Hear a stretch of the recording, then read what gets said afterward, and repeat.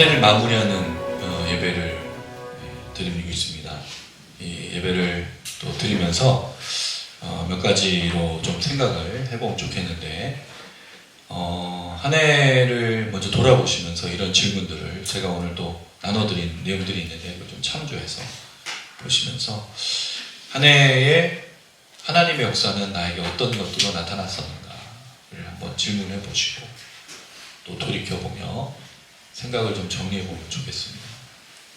그리고 혹시 하나님의 은혜가 있었음에도 불구하고 내가 깨닫지 못하고 있었던 건 아닌가? 그렇다면 하나님의 문제인지 아니면 내가 문제인지 아니면 어떤 다른 것들이 그 하나님의 역사를 놓치게 한 것은 아닌지 이것을 좀 고민해 보면 좋겠다라는 좀 생각이 듭니다. 그리고 한 해를 마무리하면서 새해를 준비합니다. 26년 은혜와 축복으로 걸어가는 믿음의 길이 저희 주제인데, 또는 은혜와 축복을 향한 믿음의 길도 됩니다.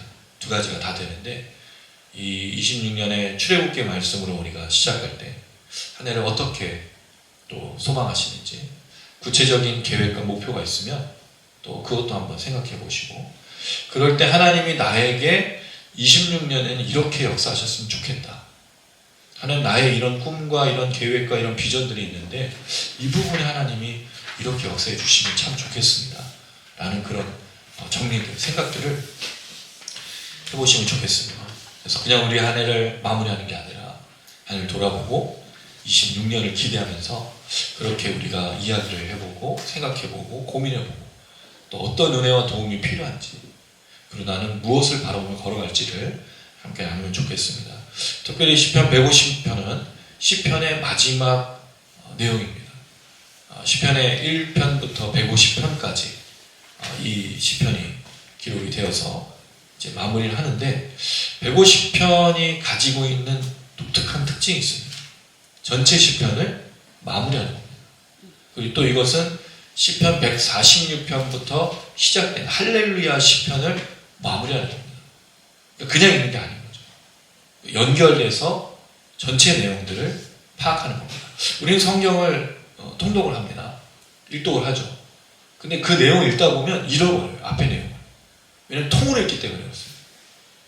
그 요한계시록, 창세기부터 요한계시록까지 그냥 읽어나가기 때문에.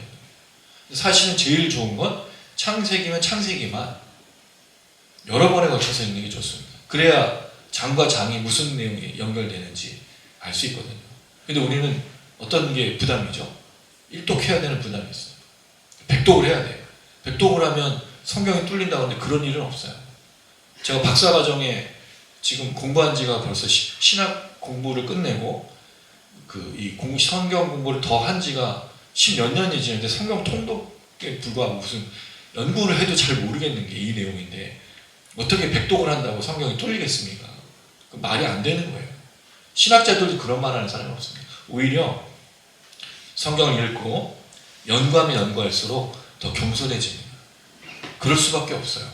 한없이 작아집니다. 오히려 전도사 시절에 설교한 내용을 들으면서 내가 이렇게 설교했나? 내가 이렇게 과감하게 설교했나? 가면 갈수록 더 이 말씀 앞에 쪼그라듭니다. 이 광대하고 위대하고 이 풍성한 하나님의 지식과 지혜를 다 감당하기가 어렵기 때문입니다. 그러니까 성경을 어떻게 읽냐면 장대, 그래서 출애굽기를 출애굽기대로 계속 읽어나가야 돼요. 물론 다 읽으면 좋죠. 근데 이걸 다 연결할 수 있는 지혜가 우리가 없어요. 그럼 뇌를 지금 한 우리가 10%도 안 쓴다고 하지 않습니까? 100% 가까이 써야 돼요. 불가능한 일이지 않습니까? 그럴 때 오늘 시편의 150편도 146편에서 150편까지 할렐루야 시편으로 연결된 걸 좀 생각해보면 좋겠다는 생각이 듭니다. 그럴 때 이 시편 150편은 저자가 없어요. 우리가 시편의 저자들이 여러 명 있죠. 모세도 있고 또 솔로몬도 있고 다윗도 있고 고라자손도 있고 다양한 사람들이 시편을 기록했어요. 근데 무명히 사람이 기록한 내용이 마무리되고 있다는 거죠. 왜죠? 모두가 다 하나님을 찬양할 것을, 모두가 다 하나님을 노래할 것을 말하는 겁니다. 그래서 이건 다윗의 시편이 아니에요. 하나님의 사람들의 시편인 겁니다. 여러분, 그게 설교 똑같지 않나요? 우리의 찬양도 똑같지 않습니까? 모두가 다 부르고 모두가 설교하고 모두가 나누는 예배인 겁니다. 물론 목회자가 예배 인도자, 사회자가 돼서 대표하는 거지만 우리가 여러분들을 대신하는 건 아니에요. 우리는 같이 하는 겁니다. 그리고 같은 고백으로 함께 지향점을 향해 걷고 있는 거죠. 그런 면에서 이 시편은 그걸 보여주고 있다는 거예요. 또 하나, 할렐루야로 시작해서 할렐루야를 겁니다. 그래서 할렐루야 시편인 거예요. 그리고 할렐루야가 전체적인 주제인 거죠.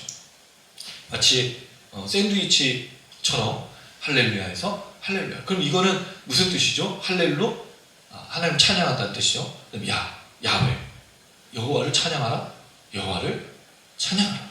이 내용이 이제 감탄사처럼 구성이 된 거예요. 그리고 나서 오늘 시편 150편은요 13번에 걸쳐서 11번에 걸쳐서 찬양하다는 말이 반복돼요. 1절에도 2번 나오죠. 마지막 6절을 제외하고는 다 2번씩 나와요. 찬양하라, 찬양할지어다. 다 똑같은 말이에요. 그러니까 결국 이 시편은 뭐로 가득한 거죠? 찬양을 하여라라는 명령으로 가득 찬 거예요. 자, 그러면 왜 이게 명령인가라는 질문을 할 수 있어요. 이게 할렐루야라고 말하니 여호와를 찬양하라라고 되어 있거든요.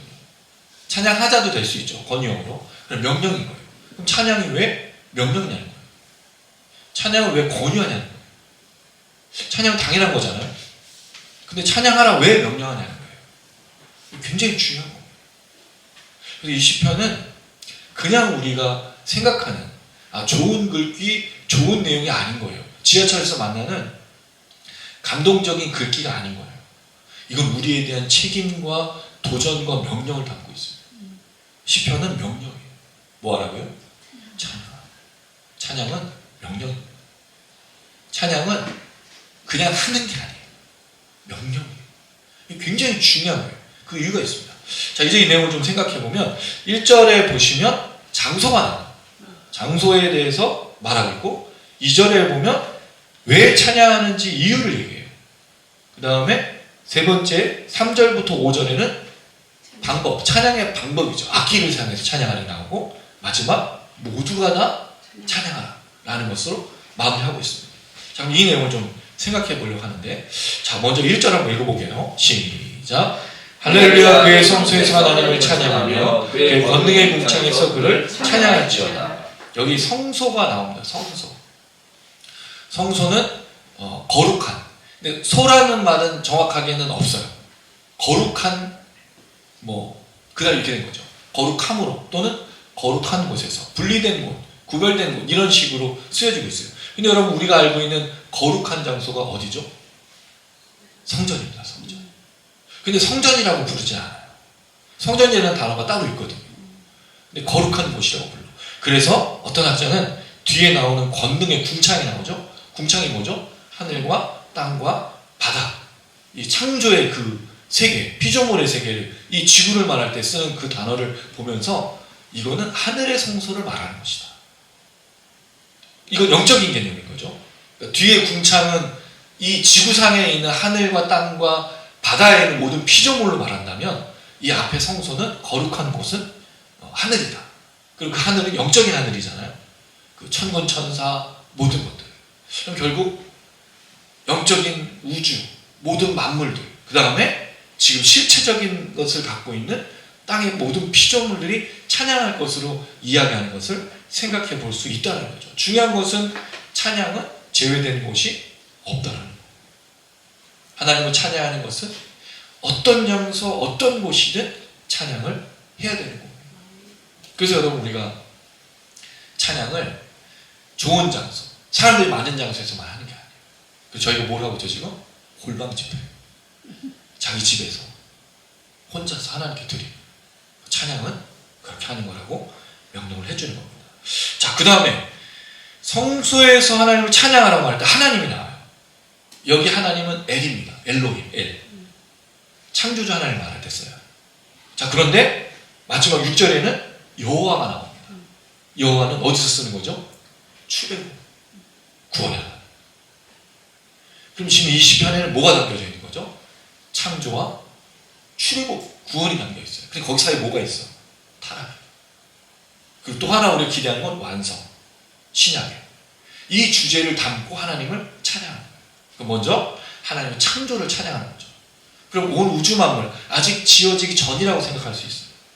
왜냐하면 하나님이 혼자 계셨을 때, 천사들의 존재들과 함께 하나님 영광 받으실 때, 그 다음에 권능의 궁창. 하나님의 권능이라는 게 오지라는 단어인데 힘, 권능, 위엄 이런 뜻을 갖고 있어요. 권능의 궁창이 뭐냐? 하나님이 힘과 능력으로 만드신 세계, 창조를 말하는 거예요. 대초에 하나님이 천지를 창조하시니라를 끌어가는 거죠. 그전에 아무것도 없었어요. 하나님과 삼위일체 하나님, 영적인 존재.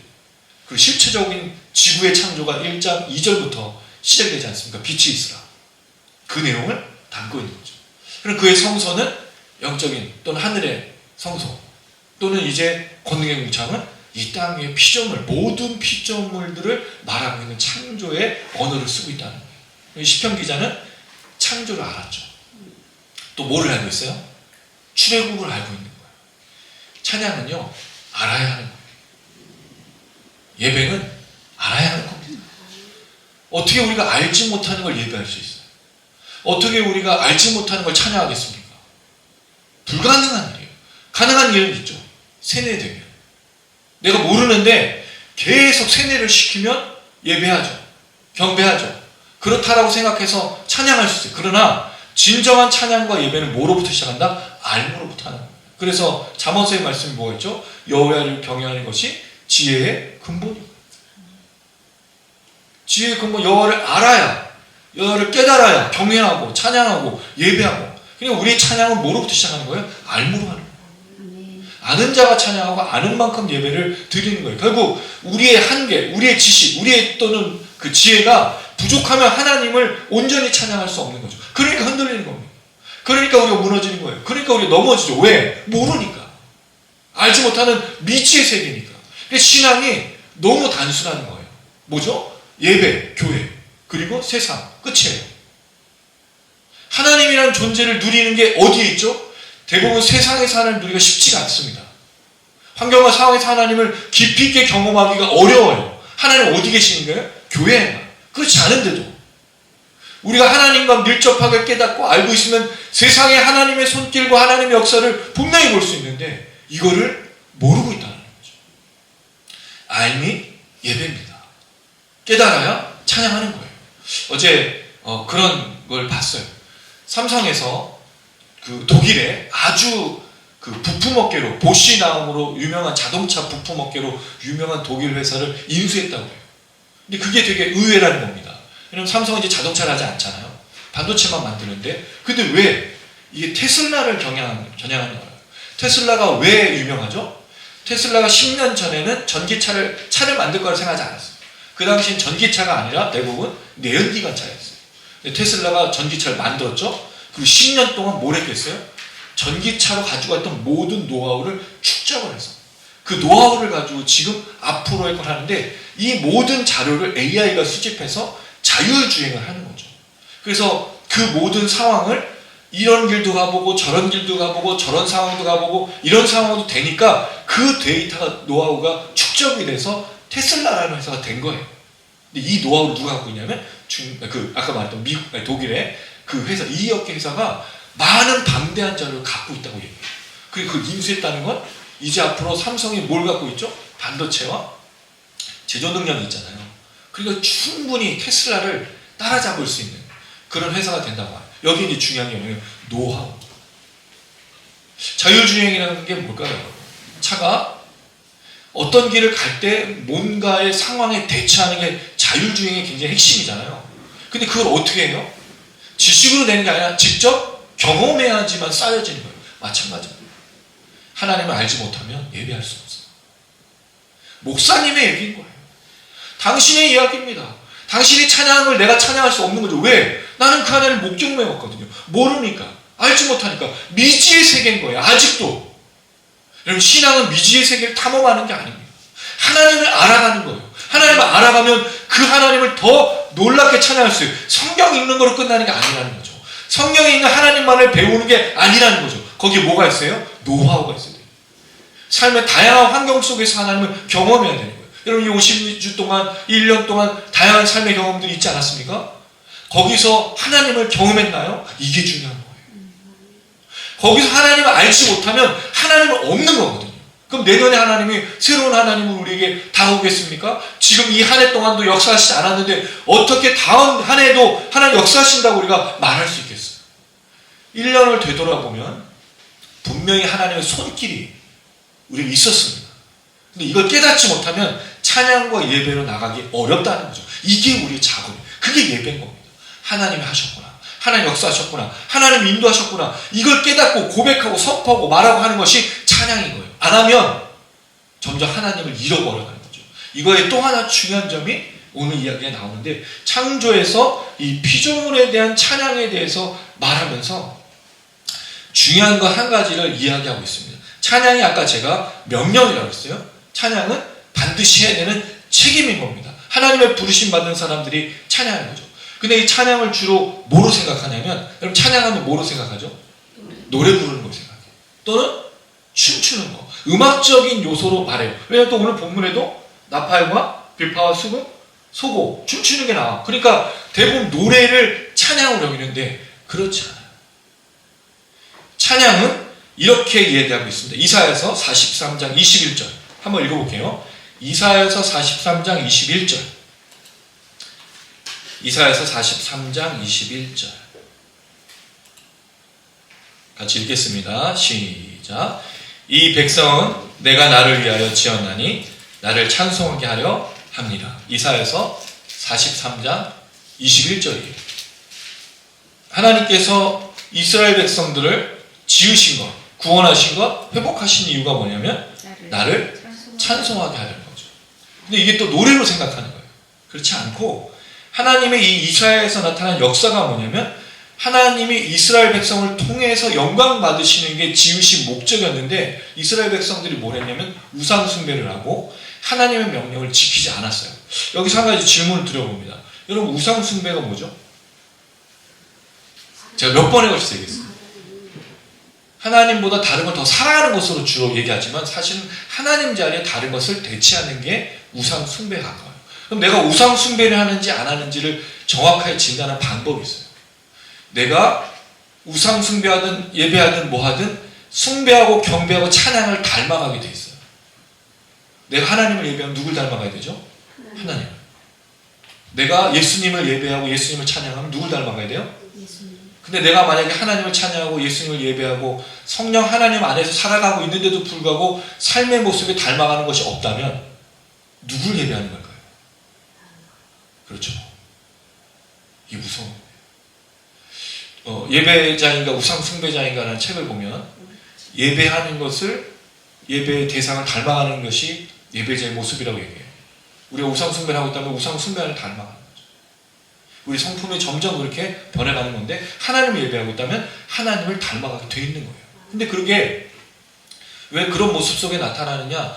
창세기에 이렇게 되어 있어요. 창세기 1장 26절에서 28절에 하나님이 사람을 뭐로 창조하셨죠? 흙으로 창조하셨지만 하나님의 형상과 모양으로. 하나님의 형상과 모양으로 창조됐다는 말이 뭐예요? 하나님을 닮은 존재라는 거죠. 그럼 하나님을 닮은 존재가 해야 되는 게 뭐였습니까? 생육하고 번성하고 땅에 충만하고 땅을 다스리는 거예요. 여기에 여러분 희한하게도 예배, 경배, 찬양이 없어요. 되게 이상하지 않으세요? 창세기에 예배란 말이 없어요. 창조에 경배하다, 제사 드리다는 말이 없어요. 물론 제사는 시작되지만, 창세기에 제사가 있지만 창조 때는 그 말이 없었어.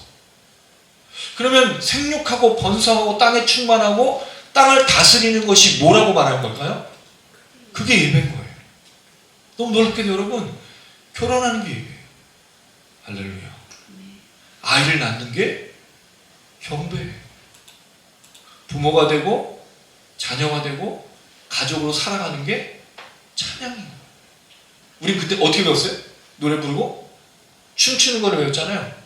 실제로는 부모가 되고 자녀가 되고 가족이 되는 게 뭐라고요? 예배인 거예요. 경배와 찬양인 거예요. 창세기. 근데 우리는 이거를 안 하잖아요.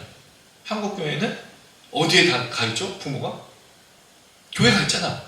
아침에서 저녁까지 교회가 있어. 애들은 방치돼서 각자 부서에서 알아 놀아. 그게 헌신이었어요. 그게 열정이었어요. 그게 예배였어요.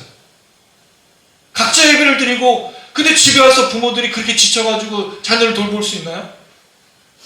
좋지 않은 모습. 왜 목사들 부부 중에 그 상처가 많고 사모님들, 목사님들 왜 이렇게 어려움들, 그런 수많은 아픔들이 있을까요? 그 선교사 자녀들, 목사 자녀들이 왜 그런 어려움을 처하죠?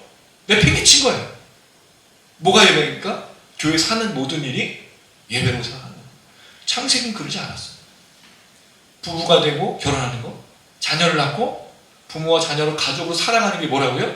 예배고 경배고 찬양이라는 거죠. 또 하나, 에덴 동산에 하나님께서 사람을 두시고 그 경작하도록 했어요. 경작하다는 게 아바드라는 단어인데, 노동하다는 뜻도 되지만 뭐도 되냐면 예배하다는 단어도 돼요. 그럼 아담과 하와는 에덴 동산을 지킴으로 땅을 일구고 경작함으로 뭘 하고 있는 거예요? 노동으로 예배한 거예요. 노동이 예배입니다. 일하는 게, 땀 흘려 수고하는 게 찬양이에요. 근데 문제가 생겼죠. 뭐가 문제가 생겼습니까? 타락이. 인간이 죄를 저지름으로 말미암아 에덴 동산에 쫓겨나죠. 그럴 때 창세기 3장에 하나님이 그 저주를 말하잖아요. 뭐가 저주가 됐죠? 남편과 아내의 관계가 비틀려지고 뒤틀려지고 잘못되고 큰 피해가 가고, 또 뭐가 있습니까? 땅에서 쫓겨나서 이제 사람은 땀 흘려 수고해도 먹을 것이 없어요. 노동이 예배였지만 그 노동의 예배의 대가가 주어지지 않게 된 거예요. 그러니까 문제가 생긴 겁니다. 그래서 왜 찬양과 예배와 경배가 명령이냐? 죄 지은 인간 때문입니다. 그래서 우리 찬양해야 되면 명령 받아야 되는 거예요. 예배해야 되는 겁니다. 명령인 거예요. 그래서 죄 지은 인간이기 때문인 겁니다. 놀랍게도 그럼에도 불구하고 우리 예배를 받으셔요. 제사제도도 주시고 그렇게 경배와 찬양 어떻게 하라고 다양한 법도 주셔서, 또한 그렇게 살아갈 수 있는 노동과 많은 것들을 함으로써 하나님께 예배하는 걸 받으신다고 약속해 주셨거든요. 명령이지만 모두 약속되어 있어요. 축복과 은혜가 약속되어 있다는 거죠. 그래서 신명기 말씀에 수많은 축복과 수많은 저주가 있는데 다 삶과 관련이 있다는 거죠.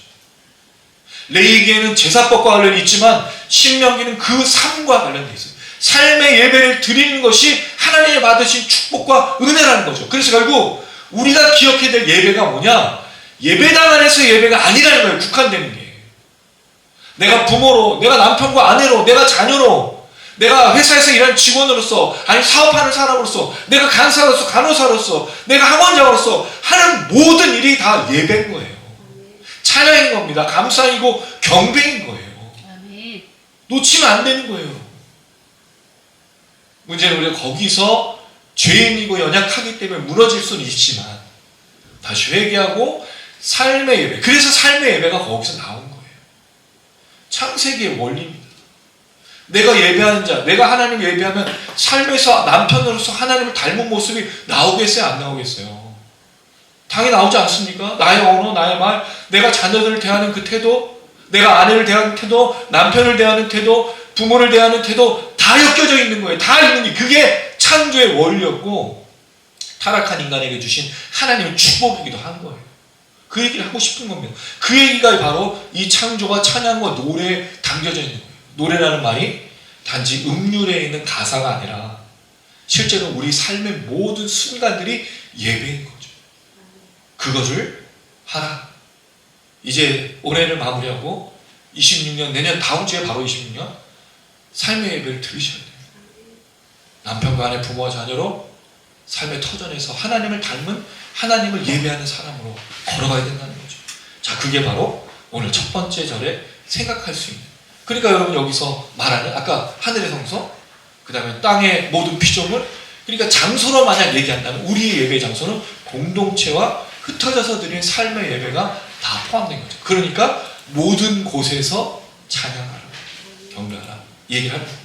두 번째 2절 한번 읽어볼게요. 2절 시작. 그의 능하신 행동을 찬양하며 그의 지극히 위대하심을 따라 찬양하라. 찬양의 이유를 설명하는데 그 찬양의 이유가 뭐죠? 예, 능하신 행동. 능하신이, 예, 아까 제가 말씀을 드렸었는데 하나님께서 행하는 강력한 능력 또 용사로서의 그 하나님에 대해서 이야기를 하고 있습니다. 이 표현 또 따라 보면 능하신 행동과 뒤에 나오고 있는 지극히 위대하심은 출애굽의 용어예요. 출애굽 15장에 보면 홍해를 가른 다음에 하나님께서 그렇게 구출해 주신 다음에 모세가 노래를 부르고 미리암이 여인들과 함께 춤을 출 때 이 내용이 나와요. 하나님의 위대하심을 찬양하라. 하나님 영광스럽고 높고 위대하시다. 그 위대하심. 그러니까 이게 지금 창조와 출애굽이 다 맞물려 있어요. 근데 구체적으로 설명하지 않아. 왜 그러냐면 146편부터 149편까지 그 자세한 내용이 다 기록되어 있어요. 150편은 마무리 내용이니까 이 내용을 그냥 대충 대략적으로 말하고 이걸 이해하려면 146편부터 읽으면 돼. 또 어디서부터 읽으면 될까요? 1편부터 읽으면 돼. 이게 바로 시편의 묘미인 거예요. 너무 놀랍지 않습니까? 150편 하나로 쓰인 게 아닌 거예요. 의도가 있는 목적이에요. 그럴 때 하나님의 출애굽, 구원. 여러분 구원은요 너무 놀라운 역사예요. 이건 있을 수가 없는 겁니다. 창조는 우리가 먼 미래예요. 먼 과거. 우리 사실 창조는 들어봤죠. 창조는 그렇게 했다고 얘기를 들어왔어요. 출애굽도 사실은 먼 거죠. 그러나 우리의 출애굽이 있잖아요. 죄에서 자유케 되고 죽음의 강을 건너서 예수의 자녀가 된 출애굽, 새로운 출애굽, 구원, 새 창조, 우리에게 있는 얘기예요. 그것이 바로 하나님의 위대하심과 능하신 역사입니다. 결국 그러면 누가 찬양할 수 있느냐? 누가 찬양을 하게 되느냐? 하나님의 능하신 행동, 창조와 출애굽의 구원 역사를 경험하지 못하면, 깨닫지 못하면 이 하나님을 찬양할 수 없는 거죠. 어려운 거예요. 그래서 하나님을 알지 못하면 찬양하지 못합니다. 하나님의 구원 역사와 창조 역사를 믿지 않으면 찬양할 수가 없어요. 그러니까 어려운 거예요.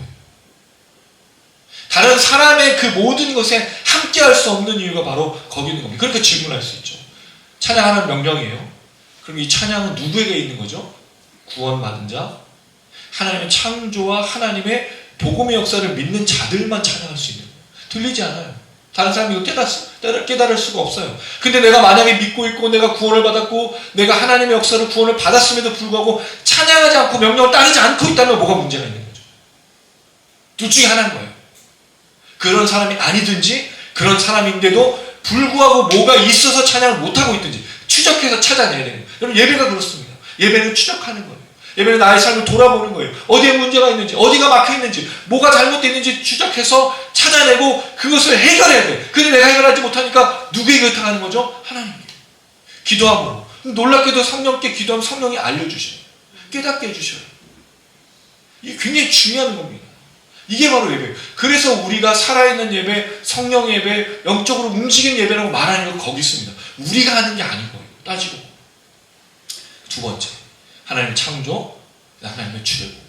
우리 삶에서의 창조와 출애굽은 무엇인지 기억하고 또 하나. 우리가 기다리고 있는 창조와 출애굽이 있어요. 이제 이 땅의 모든 삶을 마무리하고 새 창조로 오신 예수 그리스도를 맞이하는 주의 강림. 그 주의 강림이 오실 때 우리가 들어가는 출애굽. 우리는 출애굽과 창조를 계속 날마다 경험하고 있는 사랑하는 여러분, 우리의 신앙생활, 우리의 삶을 살아가는 건요 구원과 창조가 반복되는 거예요. 이건 내가 첫사랑으로 언제 만났을 때 끝나는 게 아니라 매일 매 순간마다 하나님의 역사로 경험하게 되는 겁니다. 그걸 앞당기고 그걸 체험하게 하는 게 찬양인 거예요. 왜? 찬양은 선포니까. 그래서 열심히 찬양합니다. 찬양하다 눈물을 흘리기도 하고 찬양하다 기뻐하기도 하고 찬양하다 돌아보기도 하고 찬양을 못할 때 왜 그런지 못하는 걸 하나님께 아뢰면서 회복하는 거. 그리고 찬양의 역사가 있는 겁니다. 하나님 선포하기. 또 하나 삶으로 그렇게 순종하며 드리는 찬양과 경배가 감사가 나를 새롭게 하는 거죠. 왜냐하면 우리가 모였을 때는 이게 가능해요. 여러분 생각해 보세요. 우리가 지금은 좀 인원이 적지만 그래도 한 100명 된다고 생각해봐. 한 1000명. 힘나겠어요 안 나겠어요? 근데 그게 끝나면 안 되는 거예요. 그 예배를 끝나고 나면 허무한 느낌이 들고 그런 찬양이 이제 찬양의 예배 모두 끝나고 찬양의 열기.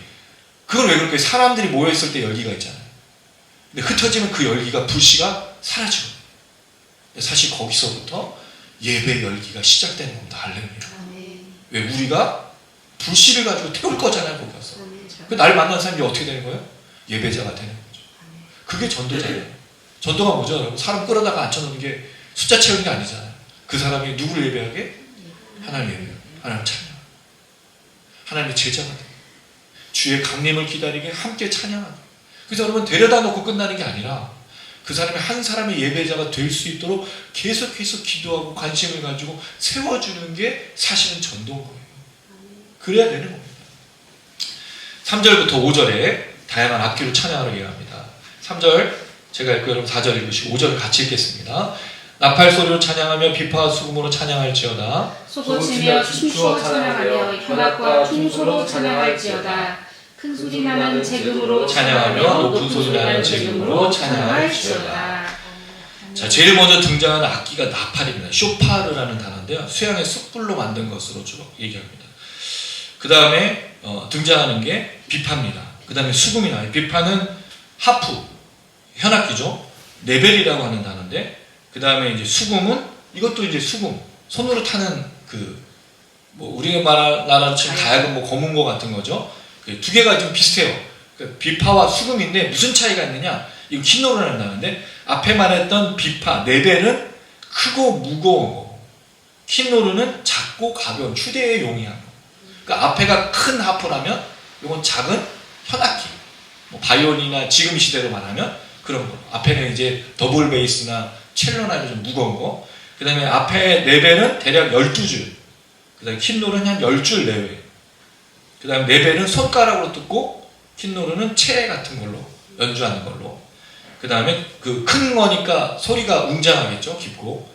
이 킨노르 작은 거 말하는 수금은 맑고 높은 소리, 작으니까. 그 다음에 네벨 같은 경우 앞에 말했던 비파는 성전 예배나 공식적인 찬양에, 킨노르는 개인적 위로와 즐거운 축제 때 이렇게 썼다고 하는데, 이게 제가 지금 AI를 통해서 자료를 수집한 거라 제가 직접 찾은 게 아니에요. 이게 주석서에도 잘 나오지 않아가지고 AI가 또 다 꼭 거짓말만 하는 건 아니니까, 거짓말도 하지만 그런 자료들을 볼 때 이 당시의 문화에서 두 가지가 나눠서 비파와 수금으로 말하는데 둘 다 현악기다 라고 생각해 볼 수 있어요. 자, 그럼 처음에 뭐가 시작됐죠? 관악기로. 나팔은 관악기니까. 그 다음에 두 번째는 비파와 수금의 현악기로. 자, 네 번째 악기는 소고입니다. 이거 우리나라로 말하는 탬버린. 그래서 우리가 탬버린으로 다윗처럼 춤을 추면서 뭐 하는 그때 탬버린인데, 뭐가 중요하냐면 이 탬버린은 반드시 춤과 연결되어 있어요. 그 탬버린하고 함께 춤을 추면서가 같이 연결된 것을 보여줍니다. 여기 춤이라는 단어가 마홀이라는 남성 명사인데, 주로 이제 그때 춤은 우리처럼 개인적인 춤추는 게 아니라 군무였어요. 군무. 주로 이제 둥글게 원을 그리면서 도는 춤이었죠. 우리나라 이제 강강 수월래 같이. 자, 그런데 이 춤이 또 나와요. 출애굽기 15장 20절 한번 가볼까요? 아까 우리가 말했던 출애굽의 하나님을 찬양하는 내용을, 위대하신 그 하나님 말할 때 출애굽기 15장 20절. 출애굽기 15장 20절 말씀입니다. 출애굽기 15장 20절. 같이 읽겠습니다. 시작.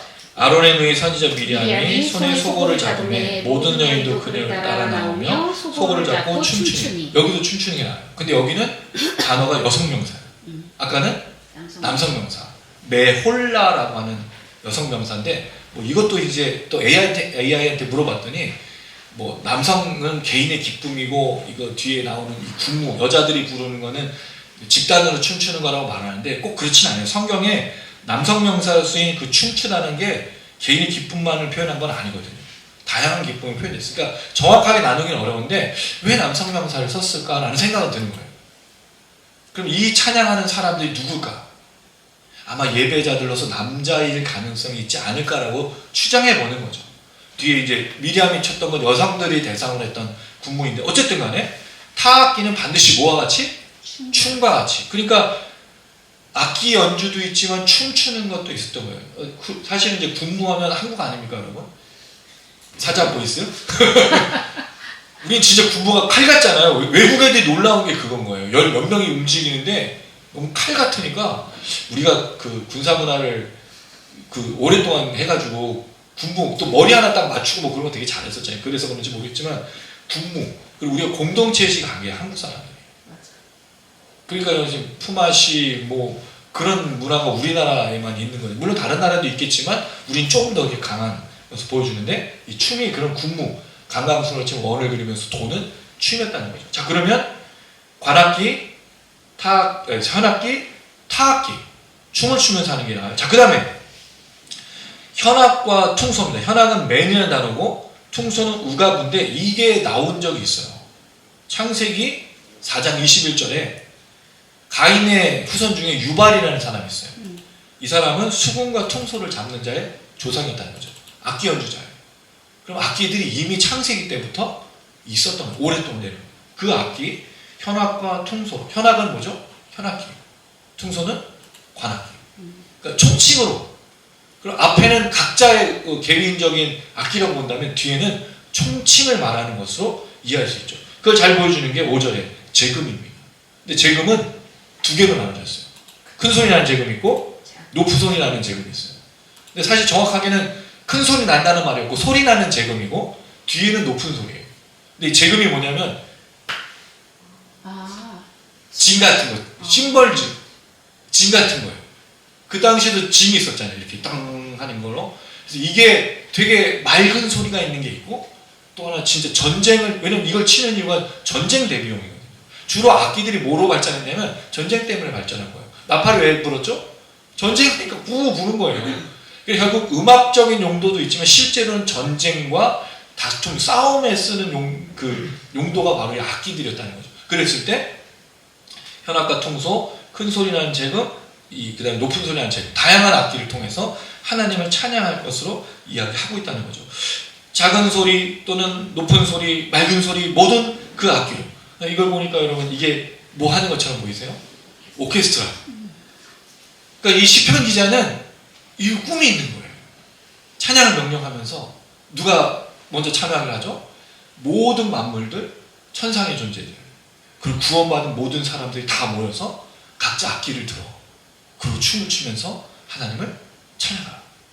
오케스트라. 그 다음에 성가대, 성악대들이 딱 서 있는, 이걸 연상하게 하는 거예요. 사실 여러분 이게 우리의 꿈 아닙니까? 하나님 그 나라에 함께 찬양하라. 천국에서의 찬양은 노래만 아니라 천국에서의 우리의 삶이 찬양입니다. 노래만 부르지 않아요. 사람들이 천국에 가면 매일 노래만 하프 타고 노래만 부르고 그게 아닌데 천국에서 우리 삶이 찬양과 경배를 예배인 거예요. 왜? 창세기의 원론적인 게 노래가 아니었거든. 남편과 아내로 살아. 물론 거기는 남편과 아내가 없죠. 형제 자매 함께 오고 있어요. 여러분 이 세상을 살면서 그런 관계를 맞아 보신 적 있으세요? 그렇게 친밀하고 깊은 관계의 사람을. 이게 마치 하나님 주신 축복 같은 그런 관계가 있으신가요? 거의 대부분 만나기 쉽지 않습니다. 믿는 사람들한테 발등 찍히고 배신당하고 그게 인생이잖아요. 근데 하나님이 그런 모든 관계 속에 우리로 하여금 하나님의 은혜를 누릴 수 있도록 관계를 주시는 게 예배인 거예요. 그래서 이 공동체가 하는 역할이 뭐죠? 천국과 같은 가정이 뭐죠? 그게 예배인 거예요. 그래서 결혼할 때 많은 분들한테 어떤 가정 만들려고 그래? 항상 천국과 같은 가정 만들려고 하지. 물론 돈의 축복, 물질 축복도 하고 자녀도 많이 나오지만 제일 대부분은 뭐예요? 천국. 천국이 뭐예요? 은혜와 사랑과 하나님 자비와 긍휼이 풍성한 곳이 천국이잖아요. 그런 가정, 여러분의 가정이 그런 가정 되기를 주님의 이름으로 축원합니다. 아멘. 교회가 천국 같은 그런 관계. 좀 죄송한 말이지만 우리 앞집 사는 재남씨네 가정과 좀 그렇게 보내고 있어요. 믿지 않는 분이지만 이제 믿음으로 우리 안에 함께 하실 분인데 이런 관계를 만나기 쉬울까? 쉽지 않겠다. 우리 인생에서 여러분에게 만남의 축복이 있기를 주님의 이름으로 축원합니다. 아멘. 거기서 천국을 누리고 거기서 하나님을. 그럼 뭐 하죠? 우리가 여러분 그렇게 좋은 관계가 있으면 찬양하잖아요. 그 사람을 칭송하죠. 그 사람과 함께 있는 걸 자랑하지 않아요? 이게 찬양이잖아. 내게 주신 복, 내게 주신 은혜. 이 얘기. 그래서 이 시편 기자가 하고 싶은 게 이건 거예요. 다 모이십시오. 하나님 영광을 같이 찬양합시다. 우리 악기를 들고 우리 삶을 다해서 하나님을 높이고 하나님을 바라보고 그렇게 합시다. 라고 말하고 있는 겁니다. 자, 마지막 6절 읽습니다. 시작. 호흡 있는 자마다 여호와를 찬양할지어다. 할렐루야. 자, 이 호흡이라는 단어가 네샤마라는 단어예요. 이게 어디서 나왔냐면 창세기 2장 7절에 나와요. 여호와 하나님이 땅의 흙으로 사람을 지으시려고 생기를. 생은 살아있는 이라는 뜻이고요. 기에서 여기 기운, 호흡, 숨인 거예요. 목숨인 거예요. 그럼 결국 누가 찬양하라는 거예요? 목숨이 있는 한, 숨을 쉬고 있다면 하나님을 찬양하는 거죠. 이거는 하나는 이렇게 생각해 볼 수 있어요. 모든 세계, 모든 피조물이 하나님을 찬양하는 구원의 역사를 바라는 것이 될 수 있고, 두 번째는 호흡이라는 말에 대해서 생각할 때, 여러분 우리가 짐승과 사람을 나누는 게 구분이 뭐죠? 뭐로 나눠요? 영혼이 있냐? 없냐죠. 그럼 그때 영혼은 뭐냐면 네페시예요. 영혼이 있냐 없냐를 말할 때는 네페시라는 단어를 써요. 근데 우리 더 정확하게 영혼이 있는 사람과 영혼이 없는 사람으로 구분하지 않습니다. 모두가 영혼이 있으니까. 대신에 뭐가 있는 사람과 뭐가 없는 사람으로 사람을 구분하죠? 성령이 있는 사람과 성령이 없는 사람. 그게 루아흐예요. 그게 성령이에요. 이게 나중에 과거에 노아의 홍수 때 하나님 사람을 떠나신데 거기 루아흐, 하나님의 영이 떠나신 것으로 표현해요. 그게 누구죠? 노아의 방주에 들어간 구원받은 사람과 구원받지 않은 사람. 그래서 성령이 이제는 사람들 속에 계시지 않고 들어왔다 나갔다 하시는 거예요. 거기는. 근데 예수님께서 오심으로 성령 우리 안에 내재하게 되신 거죠. 그러면 우리가 성령 안에 있기 때문에 하나님을 찬양하는 거죠. 그럼 결국 이 사람은 세상의 모든 사람들을 호흡하고 있다면 찬양하는 게 목적인데 뭐가 있어야 된다고 말하는 거죠? 성령이 있기를 간절히 바라는 거예요. 구원받은 백성으로 하나님을 찬양하기를 소망하는 거예요. 하나님을 찬양하는 이유가 하나님께서 우리가 허락하신 창조, 그 구원의 역사를 경험한 자가 선포할 때 당신도 나와 함께 찬양하며 하나님을 바라봅시다라고 이야기하고 있는 이 시편 기자의 이야기라는 거죠. 사랑하는 여러분, 저도 꿈이 하나 있어요. 이 꿈이 실현이 되길 원합니다. 뭐가 있냐면 여기 관산동 이 고골길을 패션 문화 예술의 거리로 만들고 싶은 꿈이 있어요. 목사가 그런 꿈을 갖고 있냐 생각할지 모르겠지만 저는 가능하다고 생각해요. 어떤 꿈을 꿉니다. 제일 먼저 할 일이 여기 오피스를 만들고 싶습니다. 오늘 말한 것처럼 다양한. 거기엔 여러분 꼭 기독교에 관련된 것만이 아니라 세상 사람들에게 나눠줄 수 있는 거라면 우리가 오케스트라 만드는 게 이제 꿈입니다. 두 번째 꿈은 패션, 문화, 예술의 거리를. 여러분 사실 우리가 어느 동네 가면 뭐가 유명하고 어느 동네 가면 뭐가 유명하잖아요. 꼭 서울 갈 필요 없고 어디 갈 필요 없잖아요. 여기 이렇게 좋은 동네가 있는데 여기다 만들면 안 돼요? 안 돼요? 만들면 돼요. 돼요. 그게 여러분 우리가 좀 이상하다고 생각할 수 있어요. 왜 교회가 그런 걸 하지? 왜 교회가 물론 복음과 구원과 생명을 전하는 걸 하지만 하나님 우리를 뭐로 만들었어요? 하나님 형상과 모양. 생육하고 번성하고 땅에 정복하고 다스리는. 우리가 이 땅의 문화를, 이 땅의 예술을, 이 땅의 패션을, 이 땅의 모든 것들을 정복하는 걸 감당할 수 있는 게 우리라는 거죠. 그럼 우리가 가장 바람직한 길로 만들어가야 될 거 아니에요. 그럼 우리가 그걸 하면 되죠. 그랬으면 좋겠다는 게 제 꿈인데 기도해야겠죠. 네. 그래서 내년에 기도하는 한 해를 할 겁니다. 기도 없이는 이 일이 일어나지 않기 때문에. 그리고 하나님 앞에 더욱더 무릎 꿇는 훈련의 한 해를 또 삼을 거예요. 그럴 때 하나님 분명 우리를 축복해 주실 겁니다. 간절히 말하기는 오늘 시편 기자는 명령했어요. 찬양은 명령이라고 했어요. 예배는 명령입니다. 경배도 명령이에요. 근데 그 명령이 교회 안에서 예배만이 아니라 내가 삶에서 살아내야 할 삶의 모습에서 그 모습으로 찬양하고 그 모습에서 하나의 형상과 모양, 하나님을 닮고 예수를 닮고 성령이 있는 사람으로 살아내는 게 예배라는 걸 잊지 마셔야 돼요. 그 명령입니다. 명령. 이걸 지키지 않을 때 문제가 생기죠. 왜 우리가 하나님 닮지 않고 우리가 예수님 닮지 않고 성령이 우리 안에 있는데 어떻게 사람들이 우리를 보고 하나님을 깨달을 수가 있냐는 거예요. 그러니까 여러분 우리가 이 예배를 드리면서 더욱더 하나님을 닮아가고 하나님을 바라보고 성령의 충만한 사람으로 걸어가야 된다는 거죠. 그런 여러분들 되시기를 주님의 이름으로 축원합니다. 우리 26년에 믿음과 또 그 걸음을 걸을 때 은혜와 축복이 가득해야 된다고 제가 생각했어요. 왜? 은혜와 축복이 없으면요 걸어갈 힘이 없어요. 먼저 성령 충만, 그리고 은혜 충만, 축복 충만, 할렐루야. 그래서 은혜를 걸어가고 우리의 모든 삶의 걸음 속에 하나님을 닮고 예수님을 닮고 찬양하는 모습을 통해 분명히 하나님 영광 받으실 뿐만 아니라 우리 교회를 사용하실 겁니다. 기대합니다. 그리고 우리 모든 성도님들을 그렇게 사용하실 줄 믿습니다. 할렐루야.